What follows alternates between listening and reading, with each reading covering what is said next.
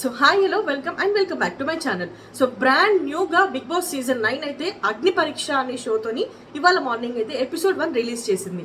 So అందులో Sreemukhi host చేస్తే నవదీప్ అలాగే అభిజిత్ అండ్ బిందు మాధవి వీళ్ళు ముగ్గురుగా జ్యూరీగా అయితే వ్యవహరిస్తున్నారు. ఈ రోజు కొంతమంది కంటెస్టెంట్స్ ని మనకి పరిచయం చేయడం జరిగింది. అసలు వాళ్ళు ఎవరు, ఎక్కడి నుంచి వచ్చారు అండ్ వాళ్ళ మెంటాలిటీ ఏంటి, ఈ షో ద్వారా మనకి తెలిసింది ఏంటి అనేది నేను ఈ రోజు మీతో చెప్తాను. సో ఫస్ట్ వచ్చిన కంటెస్టెంట్ అయితే దివ్య ఫ్రమ్ విజయవాడ.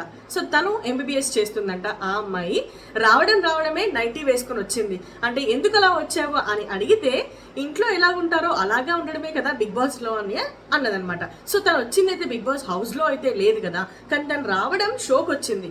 ఆ మాత్రం కామన్ సెన్స్ కూడా లేకుండా ఆ అమ్మాయి నైటీ వేసుకొని ఇంత పెద్ద షో ముందుకు వచ్చింది. నాకైతే ఆ అమ్మాయి నైటీ మీద రావడం నచ్చలేదు. అంటే తను ఎలాగో ఆడిషన్స్ వస్తుందని తనకు తెలిసి కూడా తను అలా రావడం ఏంటి అని నాకైతే ఓవర్ యాక్టింగ్ గా అనిపించింది. సో ఆ అమ్మాయి మాట్లాడితే మాత్రం కొంచెం బాగానే అనిపించింది. ఆ అమ్మాయి మెంటాలిటీ వైజ్గా అయితే బాగానే ఉందేమో అనిపించింది. కానీ మేబీ ఈ నైటీలా రావడం మేబీ ట్రెండ్ సెట్ చేసినట్టు ఉంటుంది అని అనుకుందో ఏమో ఆ అమ్మాయి. కానీ కొంతమందికి నచ్చొచ్చు, కొంతమందికి నచ్చకపోవచ్చు. ఇన్ మై పర్స్పెక్టివ్ నాకైతే నచ్చలేదు ఆ అమ్మాయి నైటీలో రావడం. మీకేమనిపించింది?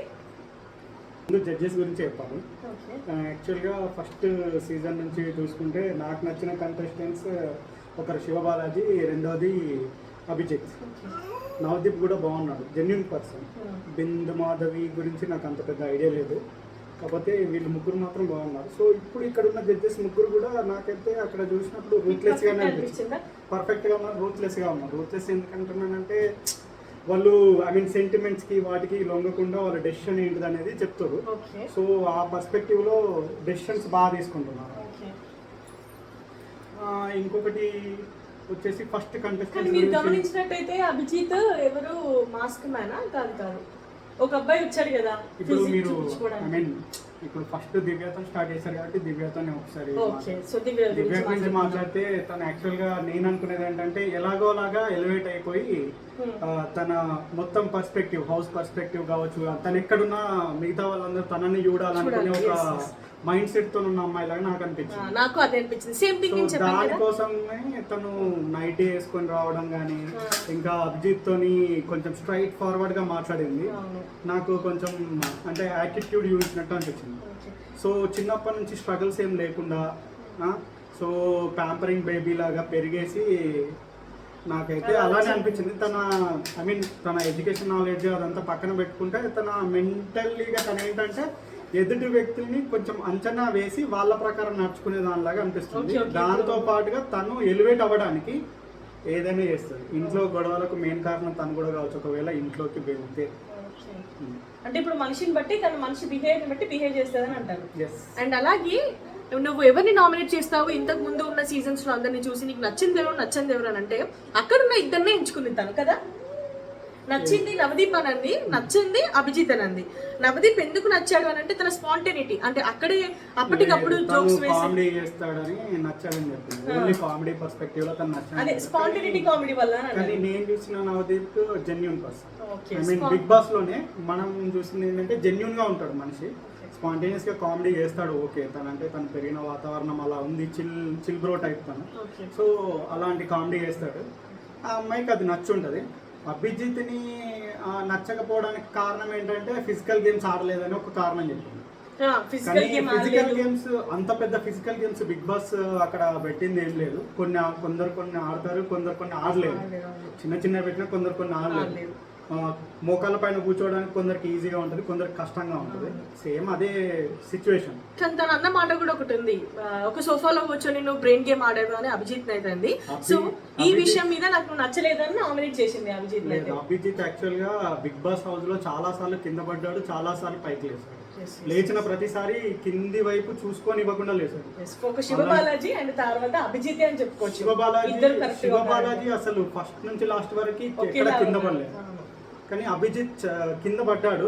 సిచ్యువేషన్స్ ఏంటో మనకు కూడా తెలుసు. ఒక అమ్మాయి కారణంగా కింద పడ్డాడు, కానీ పైకి లేచిన తర్వాత ఇంకా చూసుకోలేదు.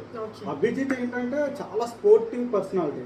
తను అసలు ఏంటంటే వీళ్ళంతా నథింగ్ అభిజిత్ ముందు. పర్సనల్ గా తీసుకోకుండా గేమ్ వైజ్ గా తీసుకుంటాడు, పర్సనల్ వైజ్ గా తీసుకుంటాడు. హ్యూమన్ బీయింగ్ గా అభిజిత్ చాలా సెటిల్డ్ మైండ్ సెట్ ఉన్న పర్సనాలిటీ. సో తను ఇచ్చే జడ్జ్మెంట్ కరెక్ట్ గా ఉంటుందని నేను అనుకుంటున్నాను. ఓకే, సో దివ్య పరిస్థితి ఇది, తన నైటీలో రావడం. మరి మీకు ఎలా అనిపించిందో కమెంట్ సెక్షన్ లో ఖచ్చితంగా కమెంట్ చేయడం మాత్రం మర్చిపోద్దు. So coming to next contestant ఎవరనంటే mask man. So mask man గురించి మన ప్రోమోస్ రిలీజ్ అవ్వగానే అసలు మాస్క్ మ్యాన్ ఎవరు, ఎలా ఉంటాడు, ఎక్కడి నుంచి వచ్చాడు అనే క్వశ్చన్స్ అయితే చాలా మందికి వచ్చాయి. ప్రోమో వచ్చాక అసలు మాస్క్ మ్యాన్ ని చూడడానికి అందరూ చాలా ఎక్సైటెడ్ గా ఉన్నారు. అండ్ ఇతన్ని ఎందుకు బిగ్ బాస్ అగ్ని పరీక్ష వరకే తీసుకొచ్చారు అనే కన్ఫ్యూజన్ లో కూడా ఉన్నారు. సో మరి ఏంటో చూద్దాము. మాస్క్ మ్యాన్ వచ్చేసి తన పేరేంటంటే హరీష్ అని చెప్పాడు. Skin name Harish, soul name వచ్చేసి హృదయ మానవ్ అని చెప్పాడు. అంటే దానికి వెంటనే నవదీప్ గారు ఉండి అంటే ఏంటి అని అంటే హృదయం ఉన్న మానవుడు అని చెప్పాడు. అంటే నాకైతే తనను చూసాక హృదయం ఉన్న మానవుడు అనేది అనిపించలేదు. అండ్ సేమ్ బిందు మాధవ్ కూడా ఇదే అన్నారు. అంటే లైక్ ఎందుకు అన్నారు అనేది కూడా చెప్తాను నేను. అండ్ సో నవదీప్ గారు నెక్స్ట్ ఏమన్నారనంటే అంటే ఏంటి మాకెవరికి హృదయాలు లేవా అంటే అఫ్ కోర్స్ లేవు అని అన్నాడు తను వెంటనే. అండ్ బిందు మాధవికి తనంటే ఫస్ట్ నుంచి ఇంప్రెషన్ అయితే అసలు బాగాలేదు. అండ్ సో తనకి అసలు నువ్వు ఎందుకు ఇలా మాస్క్ మ్యాన్గా చేంజ్ అయ్యావనంటే తన పాస్ట్ గురించి చెప్పాడు. సో పాస్ట్ 7 years వరకు నేను లూజర్గా ఉన్నాను అని అన్నాడు. అండ్ ఇప్పుడు మరి ఎలా ఉన్నావు అంటే నేను లూజర్గా ఉండి ఇప్పుడు బాగున్నాను కాబట్టే నేను మీరందరూ మొహానికి మాస్క్ వేసుకోకుండా లోపల ఒకటి బయటకు ఒకటి లాగా బిహేవ్ చేస్తున్నారు. కానీ నేను అలా కాదు, మాస్క్ వేసుకొని నాకు అనిపించింది మాట్లాడతాను అన్నట్టుగా మాట్లాడాను అనమాట ఆ మాస్క్ మ్యాన్ అయితే. సో బిందు మాధవికి నచ్చక వెంటనే లూజర్ అనే బోర్డు తీసుకొచ్చి అయితే వేసేసింది హరీష్కి. అండ్ తర్వాత నువ్వు ఎందుకు ఇలా ఉన్నావు నీకు అని అంటే నాకు కోపం ఎక్కువ అని అన్నాడు. కోపం వస్తే నువ్వు ఏం చేస్తావనంటే కొడతాను అన్నాడు. ఏంటి కొడతావా అంటే కొడతాను అని అన్నాడు అనమాట. సో తనకి పెళ్ళైంది అనగానే బిందు మాధవి ఏం చేసింది, నువ్వు మీ వైఫ్ పైన ఎప్పుడైనా చేయెత్తావా అని అంటే ఎత్తాను అని చెప్పి అన్నాడు. సో బిందు మాధవికి ఇంకా అక్కడ అసలే నచ్చలేదు. అండ్ ఆ తర్వాత మళ్ళీ పేరు అడిగినప్పుడు తను ఏమన్నాడంటే నీ పేరు ఏంటి అసలు అని అంటే నా పేరు హరిత హరీష్ అని అన్నాడు. హరిత హరీష్ అని అంటే ఎవరు హరిత అని అంటే తన నా వైఫ్ అని అన్నాడు. అందుకే దానికి బిందు మాధవికి నచ్చక I'm very sorry for her, తను నేను రోజు ఫేస్ చేస్తుంది అని అంటే I have to sorry for you, she loves me more అని చెప్పి ఇతనైతే ఆన్సర్ ఇచ్చాడు. కానీ అట మాస్క్ మ్యాన్ మాస్క్ తీస్తే కన్నా మాస్క్ వేసుకుంటేనే బాగున్నాడేమో అని నాకు అనిపించింది. ఎందుకంటే ఆయన మొహం మీద మాస్క్ తీస్తే చూడడానికి చాలా భయంకరంగా ఉన్నాడు కదా, కోపిష్టి మనిషిలాగా అనిపించాడు. అంటే కోపిష్టి అని చెప్తూనే ఉన్నాడు, కానీ నాకైతే ఆ మాస్క్ వేసుకుంటేనే బెటర్ అనిపించింది. సో మీరేమంటారు మాస్క్ మ్యాన్ గురించి? మాస్క్ మ్యాన్ యాక్చువల్గా తను ఒకటి ఎలివేట్ అవుదామని వచ్చి ఇంకో రకంగా ఎలివేట్ అయిపోయాడు. తను వచ్చేసి యాక్చువల్గా తను ఐ మీన్ తన పర్స్పెక్టివ్లో తను ఏమైనాడంటే తను డెస్పరేటివ్ పర్సనాలిటీ లాగా అనిపించింది నాకు. అంటే కొంచెం ఎలా అంటే తనకి ఏ సపోర్ట్ లేదు, తను ఒంటరి అని ఫీల్ అయిపోయి ఒక మనిషి ఆ మైండ్ సెట్ లో ఉంటూనే ఇంకా అలానే ఉన్నాడేమో అనిపించింది. అందుకోసమనే మీ అందరూ వేరు నేను వేరు మాట్లాడాడు. అలాగే తను I mean Bigg Boss stage పైనకి రాగానే ఫోకస్ కోల్పోయాడు. ఎందుకు కోల్పోయాడు అని చెప్తున్నానంటే తను క్రికెట్ లో మంచి ప్లేయర్ అని చెప్పాడు, డిస్ట్రిక్ట్ లెవెల్ ప్లేయర్ సంథింగ్ అని చెప్పాడు. బిందు మాధవి 2 times అంటే ఫోకస్ కోల్పోయాడు. ఎందుకంటే అడుగుతున్న అన్ని క్వశ్చన్స్ కి తను ఆల్రెడీ తను ఏదో ఫిక్స్ అయిపోయి వీళ్ళు అడిగే క్వశ్చన్స్ కి వేరే ఆన్సర్ చెప్తున్నట్టు అనిపించింది నాకు. యాక్చువల్గా తను జెన్యూన్ గా ఉందామని జెన్యూన్ ఆన్సర్స్ ఇచ్చాడు. కాకపోతే ఏమైందని అంటే అక్కడ తన పర్స్పెక్టివ్ లో తను రైట్ కావచ్చు, కానీ వరల్డ్ పర్స్పెక్టివ్ లో ఎప్పుడు ఒక మనిషి పర్ఫెక్ట్ గా ఉన్న మనుషులనే తప్పంటాము. తనకు తానుగా ఒక్కడిగా ఉన్న పర్సనాలిటీని ఇంకా మనము అలాగే ఉండిపోయాడు. తను ఒక జోన్ గా ఉండిపోయి నేను ఇదే జోన్ లో ఉంటాను, ఇంట్లోనే ఉంటానని మాట్లాడుతున్నాడు. ఒక వర్డ్ ఏమంటారని అంటే సంథింగ్ కాల్ లైక్ సైకో అని అంటారు చూసారా, అలాంటి వర్డ్ ని మనం వాడరాదు. కాకపోతే అలాంటి పర్సనాలిటీ లెవెల్లో ఉన్నట్టు అనిపించింది తను ఇచ్చిన ఆన్సర్ బట్టి. కానీ తను అలాంటి వ్యక్తి కాదేమో,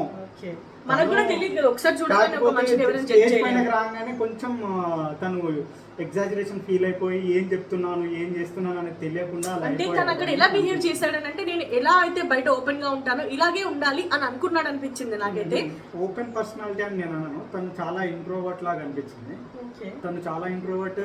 దానికి తోడుగా ఏంటంటే తను నమ్మింది ఐ మీన్ తను చేసే రకంలాగా అనిపించింది. సో దాని త్రూ ఏమైందనంటే తనకు తానే నేనే అన్న ఫీలింగ్ లో ఉన్నాడు కాబట్టి మనకు తను కొంచెం వేరే అనిపించింది.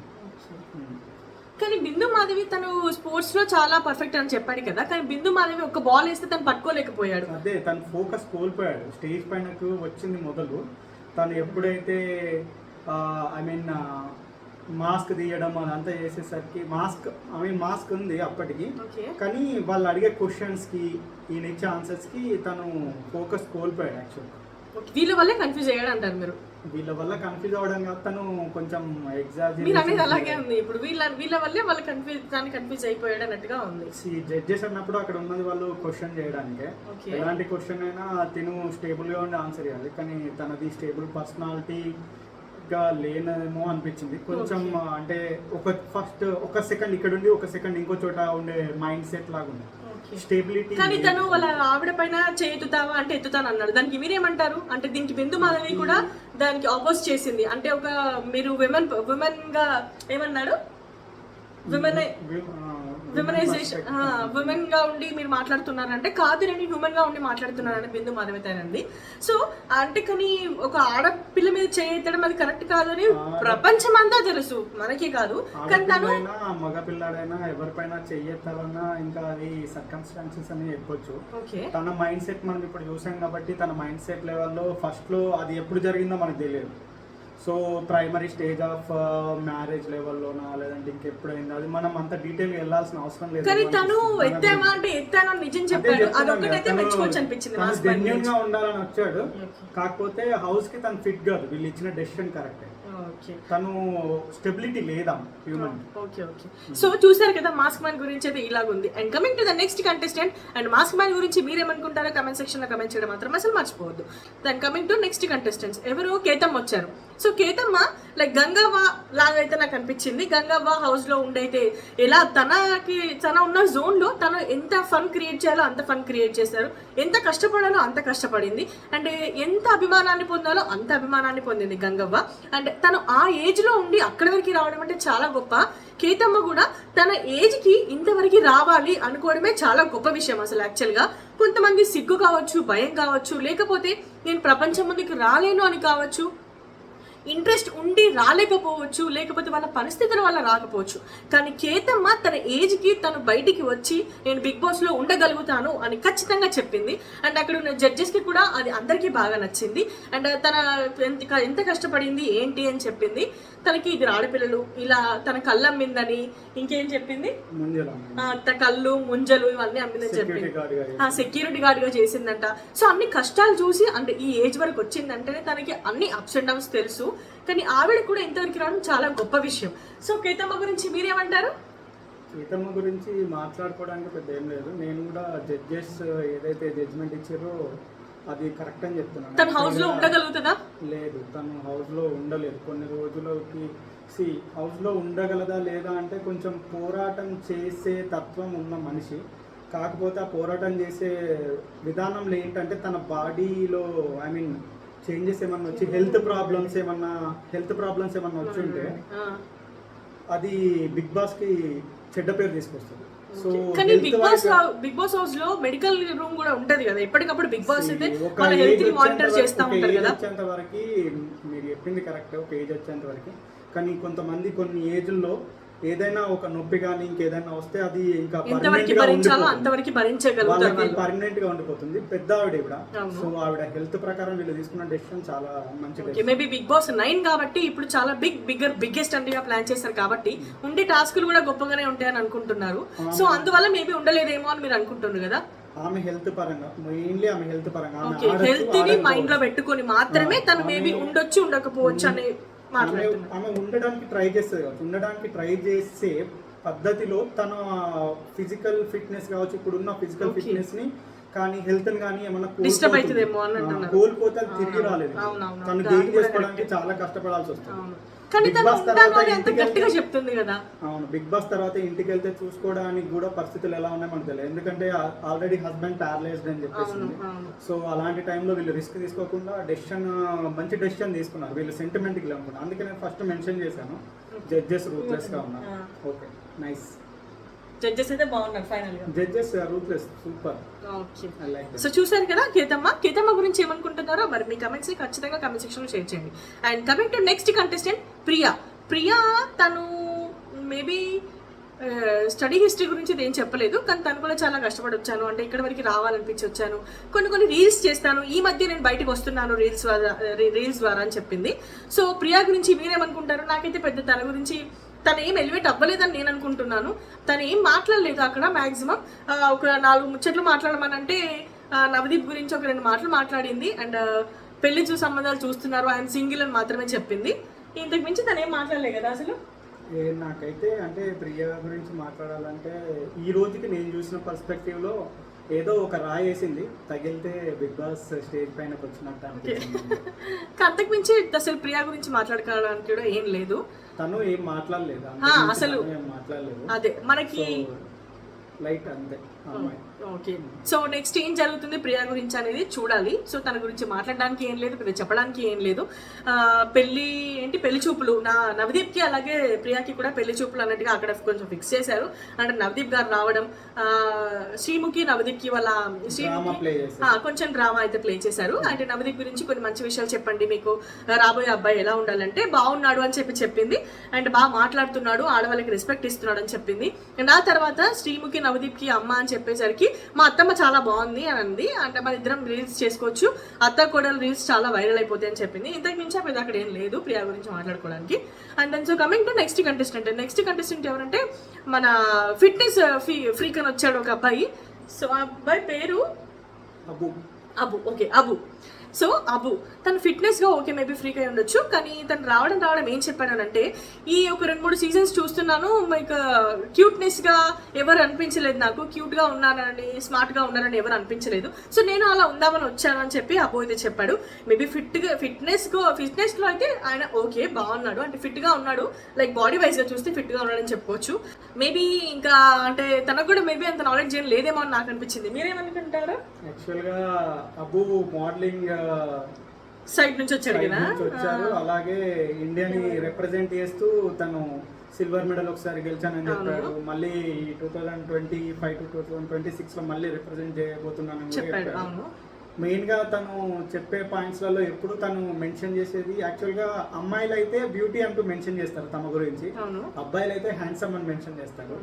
అబు వచ్చేసి ఎప్పుడు తను లేదు కంట్రీ కాదు బ్యూటీ అంటూ ప్రెజెంట్ చేస్తున్నాడు తనను. సో తను అందంగా ఉన్నాడని ఒక ఫీలింగ్ లో ఉండిపోయి తను హ్యాండ్సమ్, కానీ ఎలా అనుకుంటున్నాడు అంటే తను I mean like never exist handsome, so he became a beauty. So అలాంటి థాట్ లో ఉన్నాడు. దానికి మించి అబు తను ఏం చెప్పాడంటే తనకి కోపం వస్తుందని, తర్వాత తను హర్ట్ చేసుకుంటానని చెప్పాడు కదా, తను హర్ట్ చేసుకుంటాడని చెప్పాడు. ఇలాంటి పర్సనాలిటీస్ మనం ప్రీవియస్ ఎపిసోడ్స్ లో చూసాం. చరిత్ర మళ్ళీ రిపీట్ అవ్వకుంటేనే బాగుంటది. చరిత్ర ఊరికే రిపీట్ అవుతూ ఉంటే, ఊరికే చరిత్రను చదువుకుంటూ కూర్చుంటే మనకి కొంచెం బోర్ కొడుతుంది. సో నేర్చుకునేటట్టు ఉంటే చరిత్ర అనేది, చరిత్రలో మంచి విషయాలు ఉంటాయి, ఇంకా చెడ్డ విషయాలను మర్చిపోవడం బెటర్. ఈ అనేది చెడ్డ విషయం, మంచి చెడు ఉంటేనే కదా చరిత్ర. మన బిగ్ బాస్ అంటేనే మనం అందరం కూడా ఎక్స్పెక్ట్ చేసేది కోపం, ప్రేమ, లైక్ ఫ్రెండ్షిప్ అని, క్యూట్నెస్ అని, ఇవన్నీ ఎక్స్పెక్ట్ చేస్తాం మనం కూడా బిగ్ బాస్ అంటే. సోహెల్ కి చాలా కోపం వచ్చింది.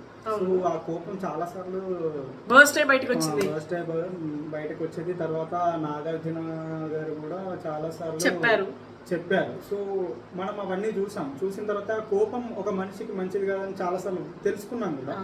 సో ప్రూవ్ అయింది కూడా అది బిగ్ బాస్ హౌస్. అది మళ్ళీ మనం అదే రిపీట్ గా తెలుసుకోవాల్సిన అవసరం కానీ చూడాల్సిన అవసరం కానీ ఏముంది. ఇంకో కొత్త కంటెస్టెంట్ ఎవరైనా ఇంకా ఎలిజిబుల్ ఉన్న కంటెస్టెంట్ కి ఒక అవకాశం ఇస్తే బాగుంటదేమో అని అనిపించింది. సో ఇతను ఇంకా రన్నర్ అప్ స్టేజ్ లోనే ఉన్నాడు కాబట్టి చూద్దాం. హోల్ లో ఉన్నాడు కదా, చూద్దాం. ఉన్నాడు, టాప్ 15 ఫైనలిస్ట్ లో లేరు ఇంకా. సో తను వస్తాడా రాడా అనేది జడ్జిమెంట్ లో వాళ్ళు చూడాలి. అంటే ముందు టాస్క్స్ కూడా ఉన్నాయి కదా, మేబీ టాస్క్ తను బాగా ఆడితే ముందుకు వస్తాడేమో, లేదంటే లేదు. ఇంకా నెక్స్ట్ కమింగ్ టు కంటెస్టెంట్ ఎవరు అని అంటే, ఇది ఫన్నీ అనాలా, లేకపోతే బ్లాక్ మెయిలింగ్ అనాలా, లేకపోతే మల్టీ స్టార్ మన్మథరాజా అనాలా, నాకు అర్థం కావట్లేదు. అంటే ఇవన్నీ కలిస్తే మేబీ మల్టీ స్టార్ మన్మథరాజా అవుతాడేమో.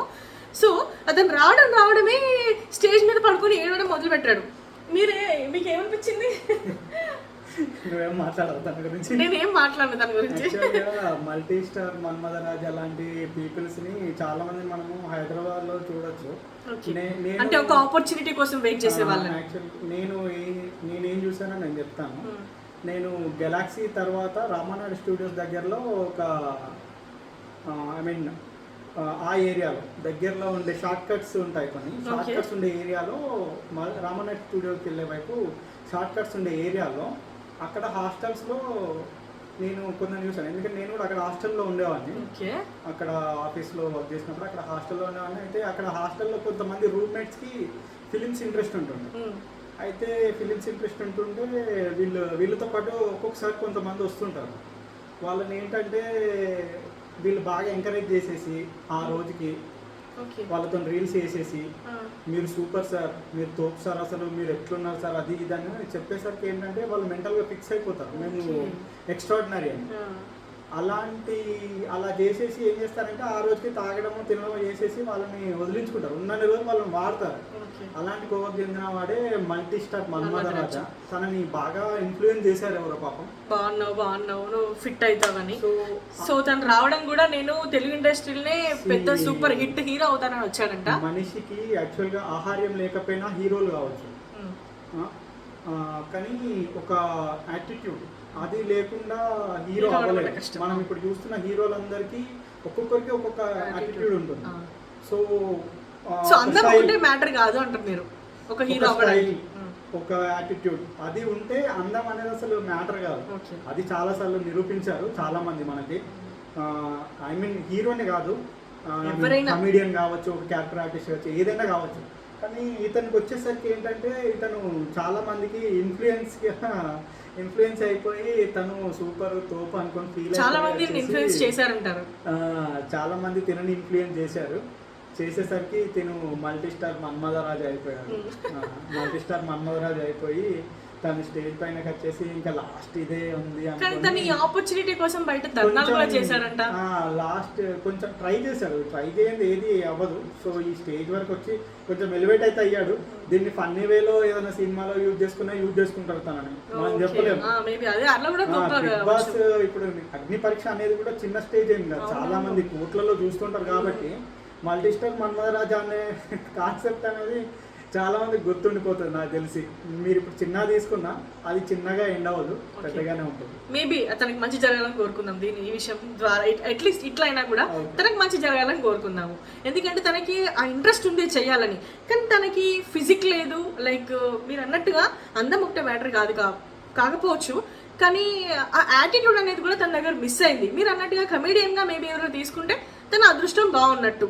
సో ఇంకా తినైతే రిజెక్ట్ చేశారు. మన జడ్జెస్ అయితే ఎవరైతే ఉన్నారో వాళ్ళు ముగ్గురు రిజెక్ట్ చేశారు. సో దానికి మళ్ళీ అతను అక్కడ ఏడుపు స్టార్ట్ చేశాడు. కానీ అయినా కూడా ఇది వర్కౌట్ అయ్యేలా లేదు బాబు అని చెప్పి ఇంకా తనైతే పంపించేశారు. ఇంకా ఫైనల్గా మనం మాట్లాడుకోవాల్సింది ఒక మనిషి గురించి. సో ఆ మనిషి గురించి ముందు మాట్లాడాలంటే అసలు ఒక ఇన్ఫ్లుయెన్సర్, ఇప్పుడు మనం చూస్తున్నాం కదా యూట్యూబ్లో ఎంతోమంది ఇన్ఫ్లుయెన్సర్స్ ఉన్నారు. వాళ్ళందరూ ఒక ఎత్తు అయితే ఈ మనిషి ఒక ఎత్తు అయితే ఈ మనిషి ఒక ఎత్తు. సో మనం చూస్తున్నాం కదా ఇప్పుడు యూట్యూబ్లో చాలా మంది ఇన్ఫ్లుయెన్సర్ని, ఈ అందరూ ఒక ఎత్తు అయితే ఈ మనిషి ఒక ఎత్తు అని నేనైతే అనుకుంటాను. మీరేమంటారు ఆ మనిషి గురించి? అంటే నువ్వు ఇప్పుడు మాట్లాడేది Prasanna. yes and physically handicapped కానీ mentally he is very challenging. He is not physically handicapped actually, he is met with an accident, so he lost his leg. yes యాక్చువల్గా ఏమైందనంటే ప్రసన్న తను ఒక బైక్ రైడర్ అండ్ తను I mean marathon runner and photographer, javelin something like so many things, he is in so many things. Javelin త్రోలో కూడా తను top అని చెప్పాడు. So నాకైతే ఇవన్నీ మన జడ్జెస్ కూడా అడిగారు యాక్సిడెంట్ కి ముందా తర్వాత అని, కానీ ఇవన్నీ కూడా తను తర్వాతనే చెప్పాడు. తను యాక్చువల్గా న్యూజిలాండ్కి వెళ్ళే టైంలో తనకి యాక్సిడెంట్ అయిపోయి కాలు పోగొట్టుకున్నానని చెప్పాడు. సో ఆ టైంలో తన కుటుంబం ఇచ్చిన సపోర్ట్తో తను ఈ రోజు బిగ్ బాస్ స్టేజ్ పైన ఉంది. అది కేవలం తనకి దక్కిన సపోర్ట్తో మాత్రమే నేను చెప్పగలను. ఆ సపోర్ట్తో తనకు తాను నిలదొక్కున్నాడు. ప్రసన్న యాక్చువల్గా తను చాలా వాటిలలో ఐ మీన్ ఒక కాల్ లేకపోయినా కూడా తను ఎన్ని సాధించానని చెప్పాడో అవన్నీ చాలా మందికి చాలా స్ఫూర్తినిస్తాయి. సో దానికోసం ప్రసన్నను యాక్చువల్గా ఈ స్టేజ్ పైన తీసుకురావడం అనేది బిగ్ బాస్ను మనము యాక్చువల్గా అయితే అభినందించాల్సిందే. అలాగే జడ్జెస్ కూడా వాళ్ళ డెసిషన్ ఒకేసారి తీసుకున్నారు, గ్రీన్ ఇచ్చేసి తనని హౌస్లోకి ఇన్ చేశారు. So that is the actually best decision from the judges. తనకి కాలు లేదని తనని బిగ్ బాస్ హౌస్లోకి తీసుకోలేదు. తను ఎన్ని రంగాల్లో ఉన్నాడో, ఇప్పుడు కాలు లేకపోయినా కూడా తను ఎన్ని రంగాల్లో ఉన్నాడో అది చూసి వీళ్ళు ఇన్స్పైర్ అయిపోయారు. జడ్జెస్ని ఇన్స్పైర్ చేసే స్టోరీ తనది. సో బిగ్ బాస్లో తను ఎలా ఉంటాడు అనేది ముందు ఒకసారి చూద్దాం. ఎందుకంటే 4 మాటలతో మనిషిని ఇప్పుడే జడ్జ్ చేయలేము. కానీ తనది మాత్రం కంటెంట్, ఐ మీన్ తన బిగ్ బాస్ హౌస్లోకి వెళ్ళాల్సిన వ్యక్తి. ఓకే, సో ఇప్పుడు నేనేమంటానంటే తనకి ఉన్న ఇన్స్పిరేషన్ అంటే తనకి మెంటల్గా ఫిజికల్గా ఎంత సపోర్ట్ ఇచ్చిన ఫ్యామిలీ, మెంటల్గా ఒక మనిషి తనకి తాను స్టెబిలైజ్ చేసుకోవడం అంటే చాలా గొప్ప విషయం. ఎన్ని గొప్ప కుటుంబాలు లేవు మనకి ఫిజికల్గా వాళ్ళు సపోర్ట్ చేయడానికి, ఫిజికల్ అయి ఉండొచ్చు, ఫైనాన్షియల్గా అయి ఉండొచ్చు, చాలా సపోర్టివ్గా ఉంటారు. కానీ మన మెంటల్ స్ట్రెంగ్త్ ఎంత ఉంది అనేది మనకి ఇంపార్టెంట్. సో ఇప్పుడు ఈయనని బిగ్ బాస్లోకి ఇన్ చేయడానికి రీజన్ కూడా ఇప్పుడు తన ఉన్న సిచ్యువేషన్లో తను ఉన్న అంటే ఫిజికల్గా హ్యాండిక్యాప్డ్ అయిన వాడి ఇన్ని సంపాదించాడు, ఇన్ని సాధించాడు అని అంటే అన్నీ ఉన్నా ఇంకా కొంతమంది లైక్ నాకు ఇన్ని ఉన్నా నేను చేయలేకపోతున్నాను అని గివ్ అవే ఇచ్చే వాళ్ళు కూడా ఉంటారు. సో వాళ్ళకి ఇన్స్పైరింగ్గా ఉండాలని బిగ్ బాస్లోకి అయితే ఇప్పుడు ఇతన్ని పంపిస్తున్నారు కదా జడ్జెస్ కూడా. నాకు మాత్రం అది ఏంటంటే ఎవరికి వాళ్ళు రియలైజ్ అవుతారేమో. మేబీ తను ఒక బెస్ట్ ఇస్తే చాలా మంది ఎవరికి వాళ్ళు రియలైజ్ అయిపోతారు. వాళ్ళు చేసిన తప్పులకు వాళ్ళు రియలైజ్ అయిపోయి బయటకు వచ్చేసి వాళ్ళలో ఉన్న ది బెస్ట్ ఇవ్వడానికి ఒక్కరో ఇద్దరు మారినా కూడా ఒక స్టేజ్ వల్ల వాళ్ళకి లాభం జరుగుతుంది. బిగ్ బాస్ స్టేజ్ వల్ల బిగ్ బాస్ లాభం జరుగుతుంది. కానీ ఆ స్టేజ్లో ఒకరిని చూసి మన ఒకరో ఇద్దరు మారినా కూడా సమాజానికి నిజంగా మేలు జరుగుతుంది. సో ఈ డెసిషన్ తీసుకోవడం నిజంగా జడ్జెస్ కూడా చాలా మంచి పని చేశారు. డైరెక్ట్గా ఇన్ చేశారు తనని, 3 గ్రీన్ కార్డ్ అయితే ఇచ్చేశారు. అండ్ సో అతని వల్ల ఒకరిద్దరు మారినా అది వాళ్ళ ఫ్యామిలీకి మంచిది, ఫ్యామిలీ హ్యాపీగా ఉంటే ఎనీవే వాళ్ళ సరౌండింగ్స్ కూడా హ్యాపీగా ఉంటాయి. సో సరౌండింగ్స్ దాన్ని బట్టి ఇంకా సరౌండింగ్స్, సో ఇలా కొంత అయినా మంచి జరుగుతుందేమో అని నేను అనుకుంటున్నాను. కానీ ఒక ఇన్స్పైరింగ్ మనిషి అయితే పంపిస్తున్నారు మన జూరీ వాళ్ళు. సో బిగ్ బాస్ సీజన్ 9 ఎలా ఉండబోతుంది అనేది మనం ఇంకా కమింగ్ ఎపిసోడ్స్లో చూడాలి. ఇంకా చాలా మంది ఉన్నారు రావడానికి. ఈ రోజుకైతే కొంతమంది ఎంట్రీస్ అయితే అయ్యాయి, ఇంకా చాలా మంది ఎంట్రీస్ ఉన్నాయి. అండ్ ఆ తర్వాత వాళ్ళకి టాస్క్లు కూడా పెడతారంట. అంటే 45 మందిలో 15 మందిని సెలెక్ట్ చేసి ఆ 15 మందికి టాస్క్స్ పెడతారంట. సో ఆ టాస్క్లో ఎవరైతే ది బెస్ట్ ఇస్తారో వాళ్ళు బిగ్ బాస్ హౌస్లోకి ఇన్ అవుతారు. సో ఎంతమంది ఇన్ అవుతారు, అసలు ఏ టాస్క్లు పెడతారు ఏంటి అనేది మనం కమింగ్ ఎపిసోడ్స్లో చూద్దాము. మరి మీకు ఈ ఎపిసోడ్ ఎలా అనిపించిందో కమెంట్ సెక్షన్లో కమెంట్ చేయండి. అండ్ ఎవరు బిగ్ బాస్ హౌస్లోకి వెళ్ళాలనుకుంటున్నారో ఈ రోజు వచ్చిన కంటెస్టెంట్స్లో అనేది కూడా మీ కమెంట్ని ఖచ్చితంగా కమెంట్ సెక్షన్లో షేర్ చేయండి. అండ్ వీడియో నచ్చితే ఖచ్చితంగా లైక్ చేసి సబ్స్క్రైబ్ చేసుకోవడం మాత్రం మర్చిపోద్దు. Thanks for watching. See in the next video.